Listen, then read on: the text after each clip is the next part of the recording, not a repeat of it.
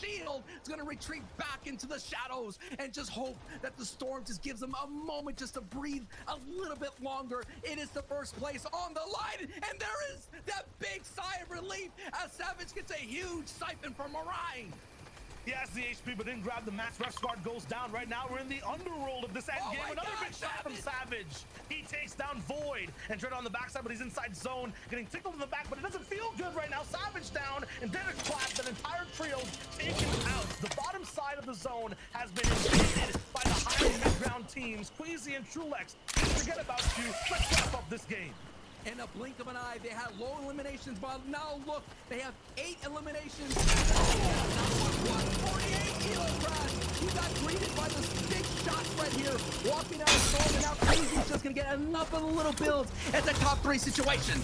The 25 HP rock shot. Queasy, what a big strategy right there to get that elimination. After that, more elims and siphons come through. 2-man situation on height right now, but they're at the advantage. It's a 2v1. Snazy is back and looking to try to clutch this from low. He has lots of builds to work with, but the pinch is too strong from the height god team. Retakes, pressure, and strategy you can't expect. Queasy, Trulex, and Jerky are amazing at this game. 13 eliminations and the victory royale. The adjustments are ringing true, and we're seeing what height is doing in this meta. Last season, it was the low ground teams is getting these high number of eliminations and the victory royale, but we're seeing that the air is a little bit cleaner on height. They're able to have that endurance. They're able to outlast the low ground, and that was a phenomenal performance from Queasy's trio, Shio. Yeah, and that was just such a strange game for all the low teams. It was so tough to play. Zeke, Levin, and Reese need to break that one down. There's definitely things to talk about in that game. Guys, I said it a couple games ago. These guys are the high ground kings, okay? I don't understand. They're not even in high ground, okay? It's like, all right, this is it, the tail of the competition. They're like, oh yeah, look, there's a trail above us, no problem, yeah. The moment they start to move, that's it. Queasy, he's up there. Kiyachi was like, oh yeah, I'd like high ground. That seems like a good idea. No, Queasy was like, no, here's one floor. Stop, don't move. And they were like, all right, sounds good, man. You got it, whatever. I don't understand, Reese. I don't get it.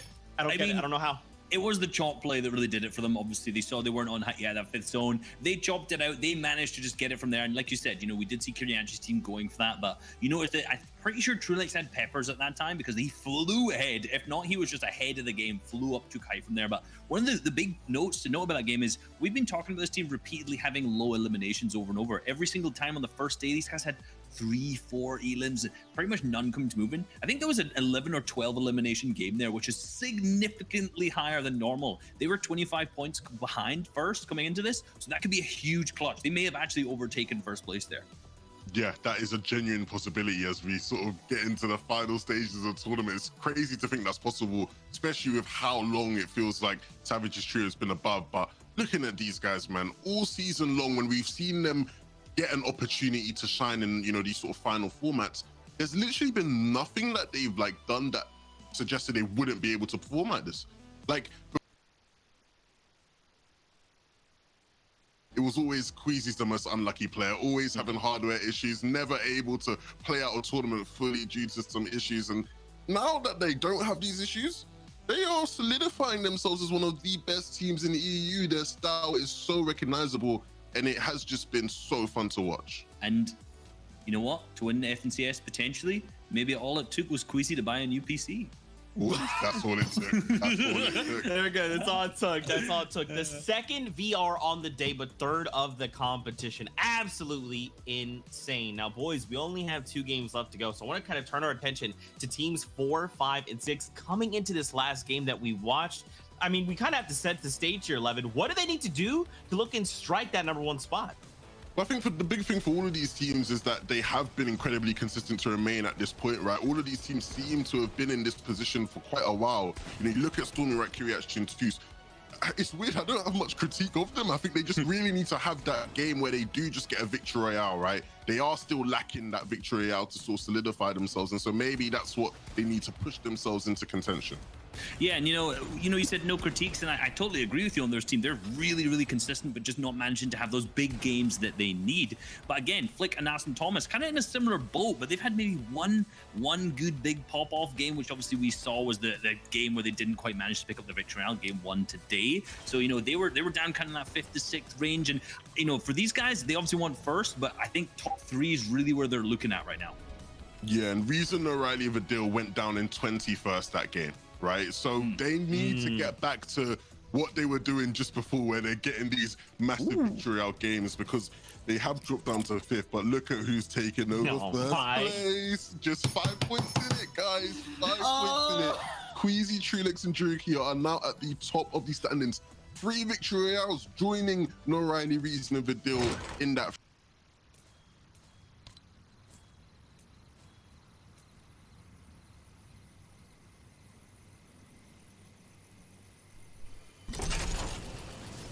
If you look at this, you see Queasy, Trulex, and Jerky all the way with 3 victory royales. Every time we look at a match, 5th zone, we talk about them. They're relevant. It's hard to say that they do not belong at the top of the leaderboard based off their performances these last 2 days.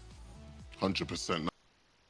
Let's take a look at 11 to 20, because some of these teams will still need to have big games if they want to push themselves into that top 10. Look, if first place becomes out of grabs, you still want top 3, right? You want an auto-call spot for the next finals. Some of these teams may be able to do that. I feel like we have the same conversation about Joe, Stompy, and Shadow. They had that 1 victory yesterday, not been able to do much outside of that. I think a big disappointment here is Red Rush Exteriors and Mappy, who came into today in what, 2nd place or something? They were 3rd, yeah. 3rd place, and now they're sitting in 12th, right? Things have really fallen off for them. They need to sort of pick things up. And Floki, Clement, and the Sipsos, to me, right, they're what, the 2nd best team today. If you were just getting the standings from today, they've been like a top 3 team today, but because of their failings from yesterday, it is still an uphill battle for them. Yeah, yesterday is a day that they probably won't want to talk about too much, to be honest. But, we have to when you look into the cumulative scores, and, them in 14th right now, definitely, that's still a huge achievement. But these guys were looking for a top 3 finish. Let's be real. Same with some of these other teams on here, Flois, Kaiser, and Hellfire. If we're going to talk about a team that has potential to pop off, thinking back to their qualifier where they managed to drop 17 eliminations, had 2 other games in double digits, you've got to think that Flois, Kaiser, Hellfire, if they get going, if they get situated on a low ground situation where Savage is not already there, these guys must be able to pop off a huge amount. And yes, they're currently in 20th, right? They're not in there, but again, every time you climb placements higher from here, more and more earnings over and over again. So it's definitely worth, and obviously the bragging rights.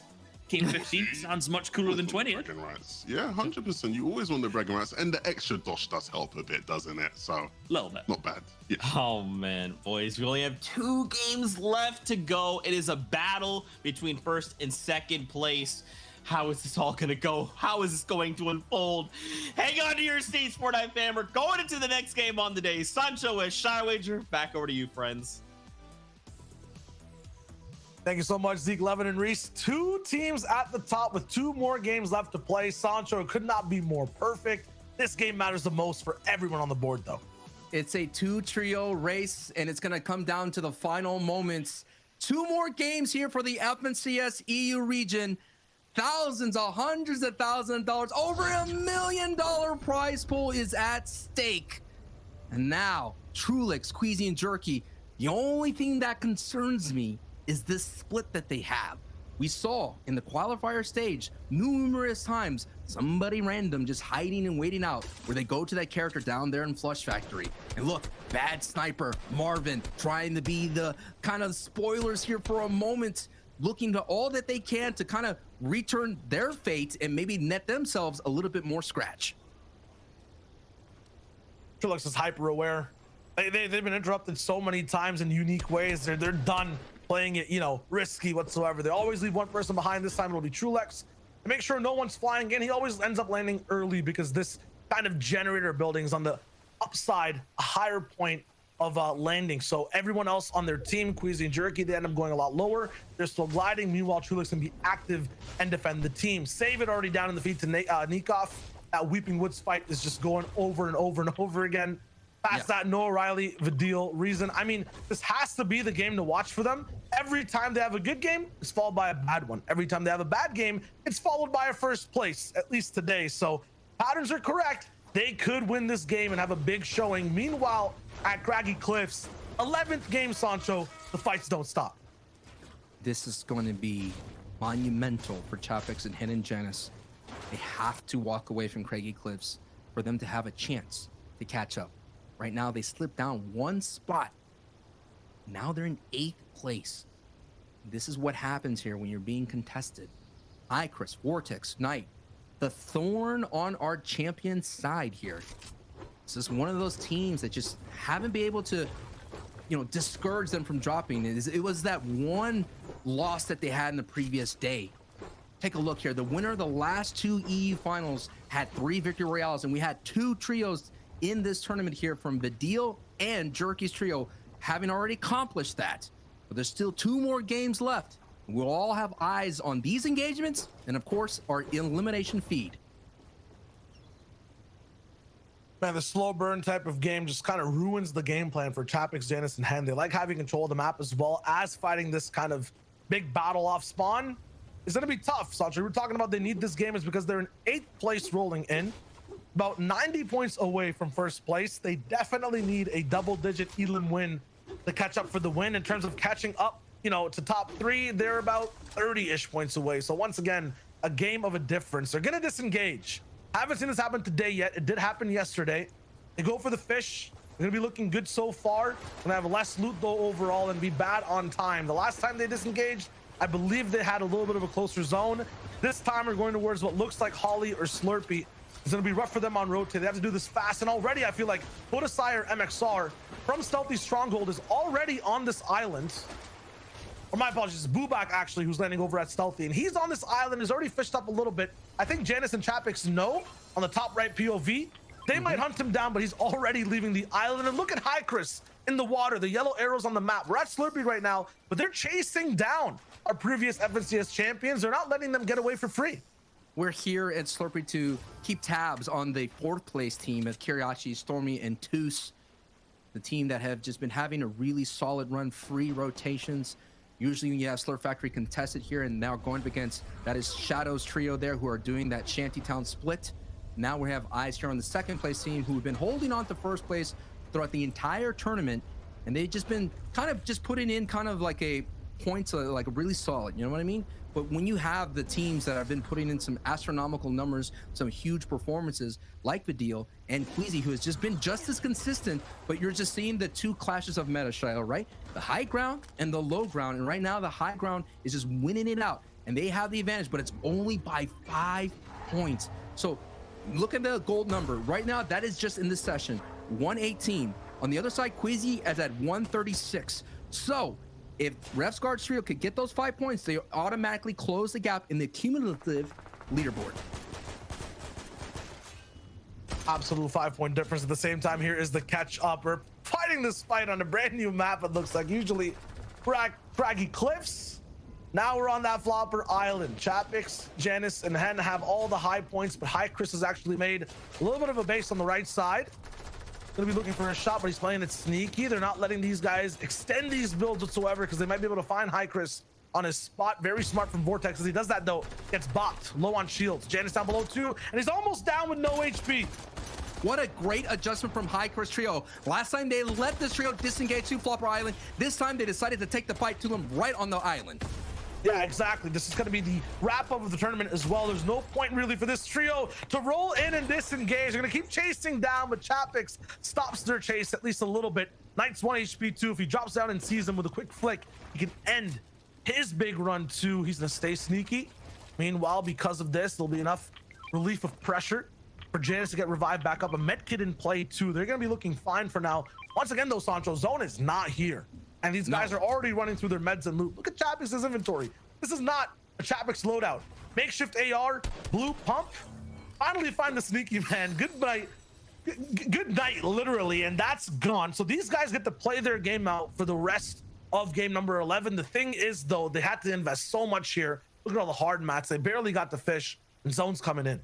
It is vital for them to find a vehicle like you see in Nos trio, put some chunker tires on that, which is a new introduction here in the season that just allows you to move like right over the terrain a lot faster. So they're going to sit there on Flopper Island, no doubt, hit up all the fishing holes. I've seen Thomas AC Flick and Nos here are going to visit this character to be able to buy a rift, and they're going to be able to move on through. It's so exciting to always see a rift. It just makes me so nostalgic.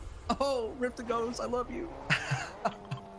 They'll be able to rotate fast. Meanwhile, Savage, oh my goodness, almost thrown off course. It's good. It's a little, it's a little tough. The chunker tires a little bit, the suspension's a little high, you know? Yeah, I'm not sure if they were made to literally jump buildings, but Refsguard makes it happen. And while he does that, they're going to look for tags as well. This is a mobile surge vehicle, and they're looking for it. They'll try to go for it. They'll move out. Refsguard will be able to heal and drive at the same time, or at least be in the car at the same time as he heals. Tulek, Squeezy, and Jerky, though. This is kind of the perspective. Second place and first, back to back. They got twos. I think they'll look to just hit that bow shot with the pump shot. Yes, they combine it for the big surge tags too. And that's gonna be looking good for them overall. Stinkfish, 6 of them in play. You saw before Sancho, Stinkfish kind of ruined one of their games. Now they're gonna look to actually use them to get ahead of the competition. Sometimes the Slurp Factory team used to go out into these fishing spots. They become fishermen for a bit. That's a big part of Kirachi's game plan. They have about 3 slots that's all dedicated to heals with floppers and mobility. If they had a spicy fish, that's what they use to overtake height. So that's why you found, you know, Two's way out there by themselves. So that's a great adjustment by Queasy's trio deciding to push, which has been so far a chill ride for that team coming out of Slurp Factory. And from the top 10 right now, you're also looking to grab mountains or grab guardian posts. We saw a Nos at one of them. Refsguard's going to be up towards the middle of the spire as well. 5 points, bro. 5 points.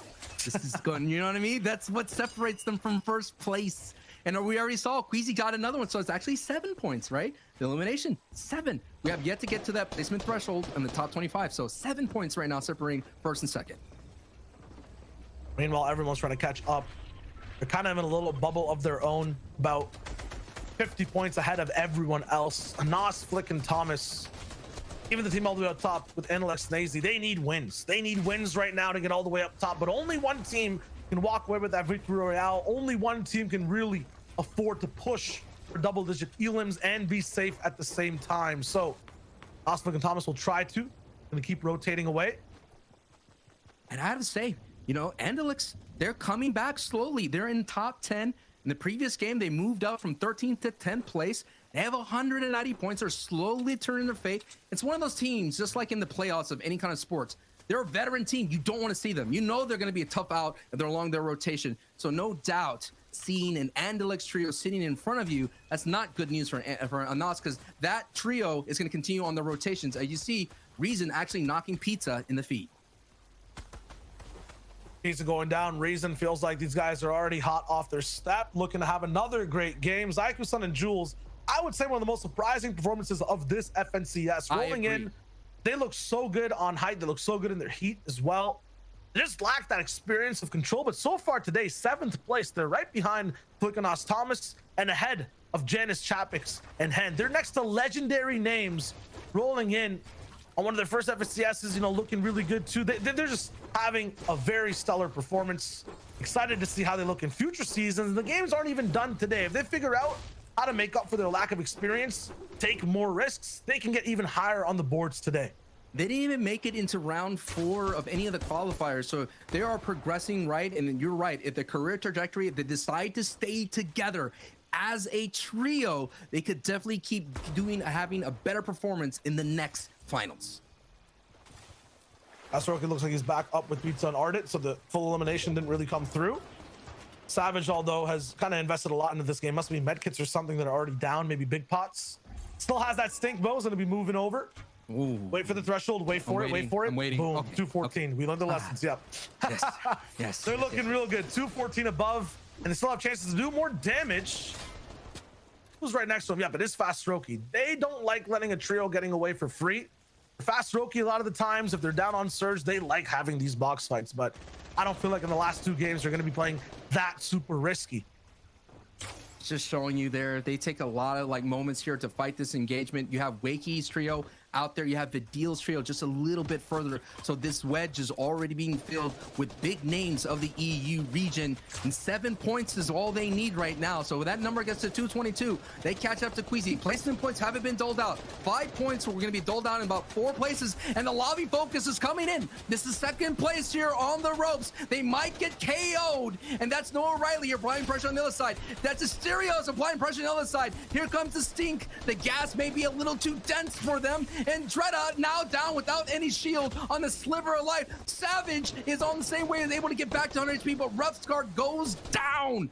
Too much pressure from all angles, as my boy Shio will say. Left, right, up, down, doesn't matter where they look, they were just getting too much, and now it all falls on Indreda's shoulders. This will be by far one of the lowest finishes they had throughout the entire tournament, and this is second place once again. 6 HP and a dream, and that dream is being turned into a scary nightmare. Can they get it? Whoa, hold on just for a brief moment. And that's what FNCS comes all about, the brief moments. To be able to res your teammate Revsguard and Dreda, the classic duo, now have to hold on tight. It's not a Savage clutch that they need, and now it's a duo clutch of Indreda and Revsguard. They'll try it. Red Rush Mappy Exterior still looking from the outside in. Indreda, their second place chip, caught in a Bermuda triangle of pressure and stinks all around. Might be a shipwreck here in just a second. It's going to be so tough to get out of here, and they're not sure what's outside these walls. You can hear the footsteps too. The shield for Revsguard, he went down to stink, so it still stays up for him. They get to save a lot on resources. In terms of the meds they have, they can see, I feel like, Revsguard through these walls. No, they're metal walls, gonna be tough. Here comes all the pressure. They have to move. Edit out right, but there's trios waiting outside too. 65 damage above, and they're still getting tagged. This is rough for Indreda and Revsguard for the moment. They're caught right back on storm line 2. Third zone moving in 45 seconds. This survival story has a timer. They not only have to escape this pressure, but then move in a time limit too. So this is going to be really strugglesome. 10 bills on Indreda too. This is just too rough. My oh my, the shoes on the other foot. We saw this engagement down in Lazy Lake, and we saw Indreda, Revsguard, and Savage get a big key refresher off of Mappy's trio, and Mappy is just disengaging right now, leaving this trio on the island all by themselves with no life raft to be able to survive, and Storm Surge is raining down terror. 55 below, not enough minis to hold on, but Red Rush, he sees that, he's trying to capitalize, but some tags on Red Rush here. Revsguard and Dreda here. It's all but a matter of time for them to be eliminated here in one of the second games, and the Raptor says hello, but Asterios is the ultimate king. He takes them down, and now Red Rush, Asterios, and Mappy get revenge, and what an almost bad timing for Indreda, Revsguard, and Savage to go down, because Queasy, Trulix, and Jerky are still on their feet, looking good, feeling good, breathing in that fresh air. Fresh air, first place right now, watching in the feed, second go down. Revsguard and Dreda Savage are going to be one of the only top trios in the game right now not to be playing out this specific end game. This is a chance for a lot of people to catch up, but at the same time, a chance at the second last game of the EU finals for Queasy, Trulex, and Jerky to really solidify that first place spot. The only trio I think they have to be very, have to keep wary of is Vidil's trio. Throughout the entire day, they've been playing height. They've already defended them once. They already got a huge bow shot to stop their push. So we have to keep an eye on what kind of position does Vidil trios have. But let's keep an eye on here on a third base team, Tayson. Third place looking to take over second, but it's a 50-point gap they have to make up. Looking in for a big fight too. It's a Tomzy. Bloomy already a little bit affected. I think Percival's down. They're not going to be trading lives either. It's just damage. They pick up another. Find Percival. Looks like they found one more as well through the entire engagement. Haven't taken out the full trio, but they'll take those points. Let's talk about patterns and weaknesses for the two trios we were just talking about. Sancho, Queasy, and Vidil. For Vidil, once again, they're having bad games and then a victory royale. Back to back to back. Their last game was just bad. They're slated to get a VR right now, especially we've been seeing them picking up eliminations all throughout the map. Now for Queasy, Trulex, and Jerky, their biggest weakness is having height like they have right now and not being aware of the lobby getting overtaken. This is a scary situation. The only games they've really choked and lost is when they actually have high ground. Their consistent games is where they play mid, they look fine. This is such a good spot for them. They look like kings right now. but that throne is definitely up for grabs. They have to be very, very vigilant. Think about Thomas HD, Flick, and Anas as well. This is not a pattern we've seen for an entire season, but these last 2 games usually is where they operate. They love the pressure. They like being in 6th place all the way behind. Now, it's a big gap. They're about 80 points away or 60 points away from the 1st place, Queasy, Trillex, and Jerky. But if they can catch up now, it has to be the time to have to take them off of height as well. Let me introduce some other foes of Queasy's way. You have Shadow's trio, who are known to be aggressive at height. You also have a trio in Hen right behind them, who in game 4 yesterday were able to flank them and sneak up here. So it all depends where the zone 5, half in and half out. You already see Noah Riley already invested here in about 0 seconds. Here we go. About a minute. We're going to see zone 5 revealed. And let's see if Queasy or Noah Riley or Shadow gets that first movie. We'll talk about the zones in the map too as these guys drop down pressure. You'll see a bunch of eliminations come through. The more important thing is we haven't seen a Slurpee endgame zone just yet in these FNCS finals. We've seen Caddy multiple times, Lazy Lake multiple times. The Orchard, Spire in the middle as well has been big, and Vidil, Noah Riley like to operate there. Everyone has experience on all sides of the map. Over here though, the bottom left side of the map, we have not seen any of these teams have their takes so far inside this lobby. This is going to be a brand new, fresh game. Noah Riley's looking for picks already. Thomas HD got some in the feed. Slender is still alive this game. All the trios we're used to seeing go down are up and ready. This is a completely fresh experience. What a solid position right here. Look how much lobby is just coming their way from Noah Riley, Vidil, and Reason. They haven't been able to get there. There is finally a good knock on Domentos right there, but those are the valuable elimination points they could to close the gap, because they have a lot of work to do considering that Queasy is still up. Here we go. Zone 5 is about to be revealed. This is going to be huge for the second to last game here of the EU finals. Let's see where it goes. Checking out all sides of the map. Looks like people are starting to rotate in. It's towards this top right of Slurpee Swamp. Noah Riley basically have the gatekeep position, at least from their trio. I see one on absolute height. It might be Trulex. No, it's Exterios, who's all the way on high ground with Mappy and Red Rush. Somehow they find a way to get all the way up top. The consistent trio coming in throughout the day have kind of, you know, had a leg backwards. They're in 4th place right now. They have the best chance to catch up completely, but they have to fight Queasy, they have to fight Vidil. 3 different teams looking to have high and take this game. My oh my, we're used to seeing the low ground and just seeing Trulix. Yes, the defense they saw in the VOD how they got flanked on. They're trying to discourage that high ground retake, because we all know it's basically so much free. That's to be an economy type of way to take that high ground from, because they don't have to use all that. That's what Chapitz is keeping an eye on for. But look, actually Flick is pushing on Noah Riley. They're trying to take this height away from them, and Noah Riley's doing all that he can to stop it.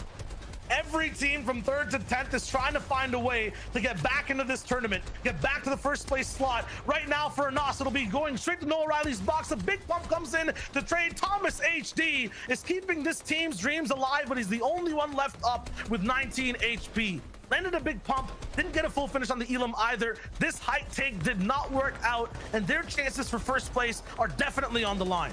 Thomas HD could definitely clutch that situation. He's done it in previous season. He's going to have one of the biggest clutches. But look, Height's in trouble. Trulix Jerky goes down, and Queasy has been put down to low ground. He is in shambles. Queasy doesn't want to be down here. The air is not just too dense for them. His lungs are used to clean air. Queasy now, he has to do all that he can to hold on. This is the 1st place team going down, and placement points are well out getting doled.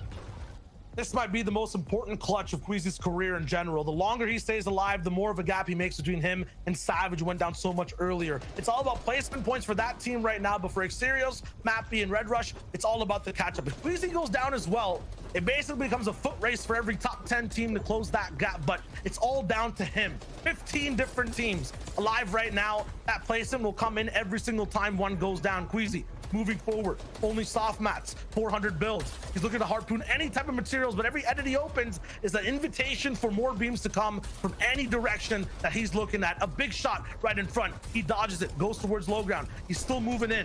He is getting more placement. Thomas HD's down. He has a little bit, but he's taken out now. For every other team up right now, it's a chance for contention, a chance to catch up to the 1st and 2nd place team. This is that gap game, and every team's looking to fill it.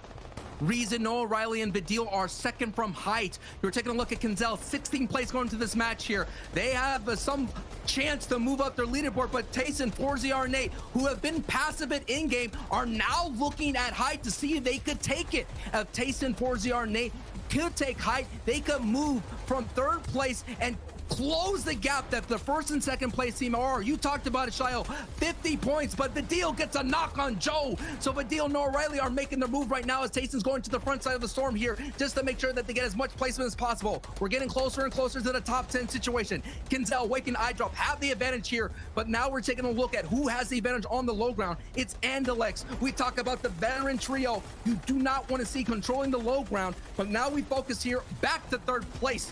Shio, Ken Tayson right here, the ultimate solo star, find the impact frags. I think he got that one, maybe, we'll see. But Tayson, yes, he does, and that was on the deal. Wraps up the deal. One of the other top teams in 5th place rolling in. Tayson is trying to big that gap all the way from 3rd to 5th place and catch up to 1st. He's looking possibly for a height retake 2. Surveying the area. Meanwhile, Marine down in the feed. Wolfie's going away too. That entire squad is getting taken away. He's done the analysis. I feel like the team might be going for it in just a second. They have a little bit of those materials, but no. Kinzel, Wake, and iDrop are way too high. We're going straight to the ocean as well. Low ground's going to be a little bit of trouble. They have to build a little bit more on the floors. Tayson is getting close and personal to that low ground as well. Building all the way left and right. Shaco's going down in the feed. Snazy on low ground also gets taken out by Nate. This squad is active. They're looking for box-to-box fights, and they're winning them all. They need all these points right here. A 50-point gap going into it, like I said before. And if they get this, Tayson now is in trouble. 5 HP. He's gonna have to move on out, but I think Tayson was able to survive that pressure here. Tayson, ForZR now getting pressure from height. Tayson down to a sliver of health here. 6 eliminations from Nate. The former FNCS champion goes down in a flash so quickly. Now it's ForZR here. He's in the back of the storm. ForZR holding on. 19 HP, and he goes down as well.